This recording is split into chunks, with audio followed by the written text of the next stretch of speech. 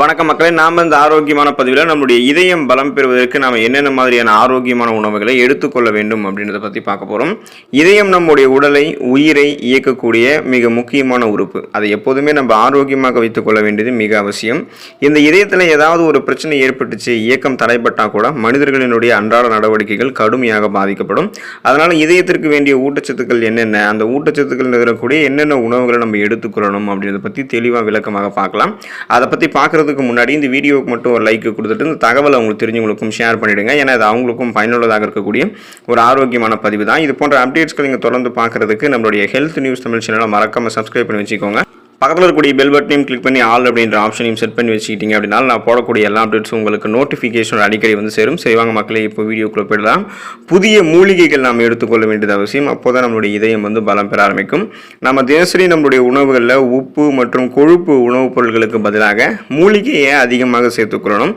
இதனால் உடல் அந்த உள்ளுறுப்பு ஆரோக்கியமாக இருக்கும். குறிப்பாக இதயம் வந்து எந்த விதமான தீங்கு விளைவிக்கக்கூடிய செல் பரவல், குறிப்பாக தடையில், அதாவது இதயத்தில் வந்து எந்த தடையும் இல்லாமல் இதயம் வந்து சீராக இயங்க ஆரம்பிக்கும். ஸோ இயற்கை உணவுகளாக இருக்கக்கூடிய காய்கறிகள், பச்சை இலை காய்கறிகள் தினமும் தொடர்ந்து நம்ம எடுத்துக்கொள்ளலாம். தினமும் நம்மளுடைய பச்சை இலை காய்கறிகளை நம்மளுடைய உணவுகளை சேர்த்துக்கலாம். குறிப்பாக வந்து கீரைகளை வாரத்தில் ஒரு தடவையாவது எடுத்துக்கலாம். காய்கறி சூப் இதெல்லாம் சாப்பிடலாம். அதிக மசாலா காரம் கொண்டிருக்கக்கூடிய உணவுப் பொருட்கள்லாம் கொஞ்ச நாளைக்கு வந்து சாப்பிடாமல் இருக்கிறது நல்லது. ஸோ அதை அளவோடு நீங்கள் சாப்பிட்டீங்கன்னா அது உங்களுக்கு இன்னமும் நல்லது. இதயம் உங்களுக்கு ஆரோக்கியமாக இருக்கிறதுக்கு புதிய மூலிகைக்கு முக்கியத்துவம் கொடு. கருப்பு சோயா பீன்ஸ் எடுத்துக்கிட்டிங்கன்னா இதயம் பலம் பெற ஆரம்பிக்கும். கருப்பு சோயா பீன்ஸில் அதிக அளவிலான ஊட்டச்சத்துக்கள் இருக்குது. இதில் இருக்கக்கூடிய ஃபோலேட், ஆன்டி ஆக்சிடென்ட்கள், மெக்னீசியம் உள்ளிட்ட சத்துக்கள் பிபி என்று சொல்லக்கூடிய பிளட் ப்ரெஷர், அந்த ரத்த அழுத்தத்தை சீராக வைக்கிறதுக்கு பெரிதும் உதவிகரமாக இருக்குது. ஸோ இதில் இருக்கக்கூடிய நார் சத்து ரத்தத்தில் சர்க்கரையினுடைய அளவு மற்றும் கொழுப்பினுடைய அளவை கட்டுப்படுத்துது. அதனால் இந்த கருப்பு சோயா பீன்ஸை கொண்டு சூப்பு, சாலட்கள் வந்து செஞ்சு சாப்பிட்லாம்.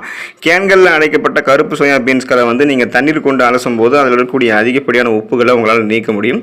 அதுக்கப்புறம் நீங்கள் எடுத்துக்கிட்டீங்கன்னா இதயம் உங்களுக்கு ஆரோக்கியமாக இருக்கும். ஸோ கருப்பு சோயாபீன்ஸ் ரொம்ப ரொம்ப இம்பார்ட்டன்ட்.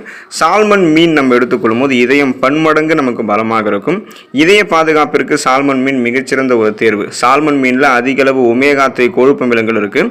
இந்த ஒமேகா 3 கொழுப்பில் இருக்குது இல்லையா, இது வந்து ஒரு நல்ல கொழுப்பு. இது வந்து நம்மளுடைய ரத்த அழுத்தத்தை வந்து கட்டுப்பாட்டுக்குள்ளே வைக்கிறதுக்கு உதவிகரமாக இருக்கும். இதய துடிப்பை சீராக்கிறதுக்கு உதவிகரமாக இருக்கும். ட்ரைக்ளிசரைடுகள் மற்றும் அதன் காரணமாக ஏற்படக்கூடிய பாதிப்புகளை இது நமக்கு கட்டுப்படுத்தும். வாரத்தில் எண்ணெயில் பொரித்த 2 சால்மன் மீன்களை எடுத்துக்கொள்வது நமக்கு ரொம்ப ரொம்ப நல்லது. ஸோ இதயத்திற்கு அது ரொம்ப ரொம்ப நல்லது. அதிகமான எண்ணெயை வந்து சேர்த்துக்கொள்ளக்கூடாது, அளவோடு தான் எடுத்துக்கணும். சால்மன் மீனை காய்கறிகளோடு சேர்த்தோம் அல்லது மற்ற மீன்களோடு சேர்த்தோம் நம்ம சேலட் மாதிரி செஞ்சு சாப்பிட்லாம். ரொம்ப ரொம்ப இம்பார்ட்டன்ட். இதய தசைகள் வலுப்பெற ஆரம்பிக்கும். எந்த விதமான மாரடைப்பு, பக்கவாதம் போன்ற இதயம் சார்ந்த பிரச்சனைகள் எதுவுமே நமக்கு வராது. டியூனா மீன் எடுத்துக்கொள்ளும் போது இதயம் நமக்கு பலமாக இருக்கும்.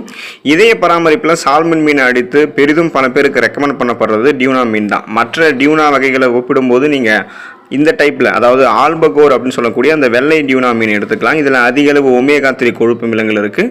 ஸோ ஒமேகா 3 கொழுப்பு அமிலங்கள் இருந்தாலே அது இதய பராமரிப்பில் முக்கிய பங்கு வகிக்கும். ஸோ டியூனா மீன்களில் அதை கேன்களில் அடைக்கும் பொழுது அது எண்ணெயில் வைக்காமல் அது சார்ந்த நீரிலேயே வைக்கப்படும். அதனால் அது ஒரு ஆரோக்கியமான மீன், இதயத்தை பலப்படுத்துவதற்கு சிறந்த மீன். ஆலிவ் எண்ணெயை வந்து நீங்கள் பயன்படுத்தி பார்க்கலாம். அதிக கொழுப்பு பொருட்கள் இருந்திருக்கக்கூடிய ஆலிவ் இலைகளிலிருந்து இந்த ஆலிவ் எண்ணெய் பிரித்து எடுக்கப்படுது. இதில் இருக்கக்கூடிய ஆன்டி ஆக்சிடென்ட்கள் இரத்த குழாய்களினுடைய பராமரிப்பு மற்றும் இரத்த குழாய்களினுடைய செயல்பாடுக்கு உதவிகரமாக இருக்கும். வெண்ணெய் உள்ளிட்டவைகளுக்கு பதிலாக நீங்கள் ஆலிவ் எண்ணெயை பயன்படுத்துனீங்க அப்படின்னா அது உடலில் இருக்கக்கூடிய கொழுப்பினுடைய அளவை சிறந்த முறையில் கண்ட்ரோல் பண்ணும். இதை கொண்டு சேலட் உள்ளிட்டவைகளை கூட நீங்கள் செய்யலாம். ஸோ இந்த ஆலிவ் எண்ணெயை வாங்கினதுலேருந்து ஒரு 6 மாதத்துக்குள்ளே நீங்கள் பயன்படுத்துறது ரொம்ப ரொம்ப நல்லது. அப்படி நீங்கள் பயன்படுத்திட்டீங்கன்னா இது உங்களுடைய இதயத்தை வந்து பலமாக வைக்கும். அக்ரூட் பருப்புகள் நீங்கள் வந்து எடுத்துக்கொள்ளலாம். இது உங்களுடைய இதயத்தை பலம் பெற வைக்கும். நாள்தோறும் ஒரு கைப்பிடி அக்ரூட் பருப்புகள் எடுத்துக்கொள்ளும் போது கொழுப்பினுடைய அளவை வந்து நீங்கள் கட்டுப்படுத்தலாம். ஸோ வால்நட் அப்படின்னு சொல்லுவோம், அதுதான் அக்ரூட் பருப்பு. இதயத்தில் ஏற்படக்கூடிய பாதிப்புகளை வந்து குறைக்கலாம். அக்ரூட் பருப்புகளில் அதிக அளவில் ஒமேகா 3 கொழுப்பு அமிலங்கள், மோனோசாச்சுரேட்டட் கொழுப்புகள், தாவர ஸ்டீரால்கள், நார் சத்துக்கள் இருக்குது.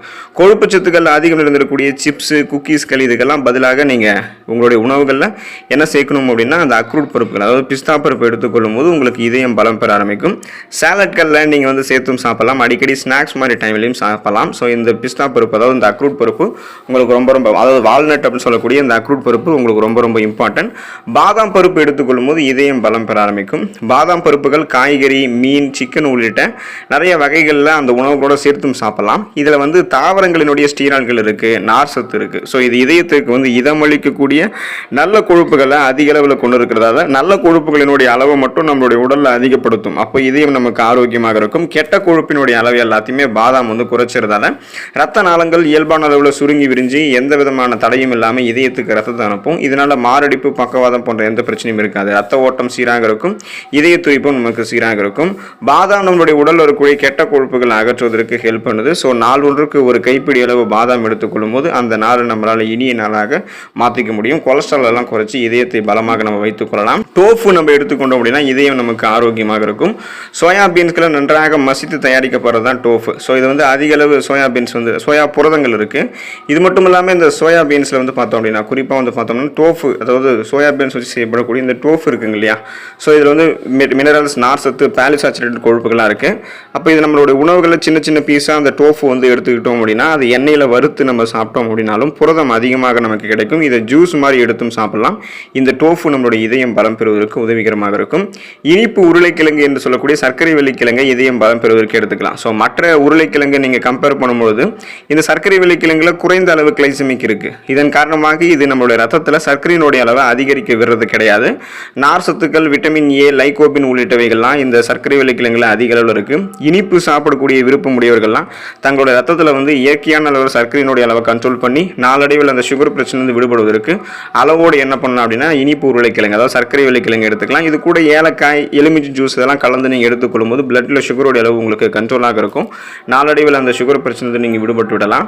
பழங்களில் ஆரஞ்சு பழங்கள் எடுத்துக்கொள்ளும் போது உங்களுக்கு இதயம் பலம் பெற ஆரம்பிக்கும். தித்திப்பான ஆரஞ்சு பழங்களில் கொழுப்பை கட்டுப்படுத்தக்கூடிய பெக்டின் அப்படின்னு சொல்லக்கூடிய அந்த நார் சத்து அதிகம் இருக்குது. ஸோ இதில் இருக்கக்கூடிய பொட்டாசியம் நம்மளுடைய அந்த பிபி, பிளட் ப்ரெஷர் இருக்குங்க இல்லையா, அந்த ரத்த அழுத்தம் அதை கண்ட்ரோல் பண்ணுது.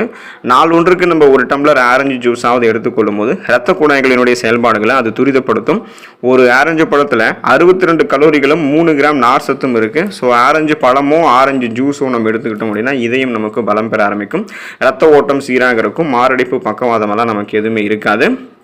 ஓட்ஸ் நம்ம எடுத்துக்கிட்டோம் அப்படின்னா இதயம் நமக்கு பலமாக இருக்கும். ஒரு கோப்பை அளவிலான ஓட்ஸ் ரத்தத்தில் சர்க்கரையினுடைய அளவை எப்போதுமே கண்ட்ரோலில் வைக்கிறதுக்கு உதவிகரமாக இருக்கும். ஸோ நீரிழிவு குறைபாடு இருக்கிறவங்க ஓட்ஸ் அதிக அளவுக்கு எடுத்துக்கொள்ளலாம். இதில் இருக்கக்கூடிய நார் சத்து கெட்ட கொழுப்பினுடைய அளவை குறைக்கிறது மட்டும் இல்லாமல் இதயத்தை திறம்பட செயலாற்ற வைக்குது. கேக் உள்ளிட்டவைகளில் வந்து மாவுக்கு பதிலாக ஓட்ஸை பயன்படுத்தினாலும் சிறந்த நன்மை நமக்கு கிடைக்கும். ஸோ ஓட்ஸ் நம்மளுடைய இதயத்தை பலமாக பாதுகாத்துக்கும். விதைகளில் ஆலி விதைகள் நம்ம எடுத்துக்கிட்டோம் அப்படின்னா இந்த ஆலி விதைகள் நம்மளுடைய இதயத்தை பலப்படுத்துறதுக்கு ரொம்ப ரொம்ப இம்பார்ட்டன்ட்.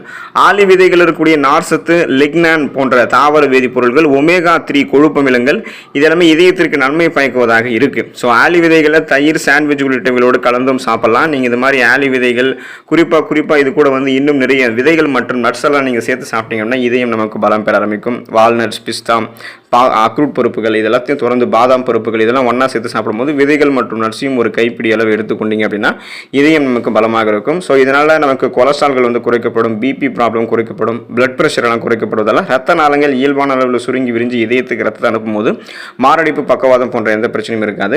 இதய துடிப்பு சீராக இருக்கும். ரத்த ஓட்டம் சீராக இருக்கும். ஸோ இதயம் பலம் பெற ஆரம்பிக்கும். தொடர்ந்து இந்த உணவுகள் எடுத்துக்கொண்டு நலமோடு வாழக்கூடிய வாய்ப்பை பெறுங்கள். அடுத்த ஆரோக்கியமான பதிவில் மறக்காமல் சந்திப்போம். நன்றி மக்களே.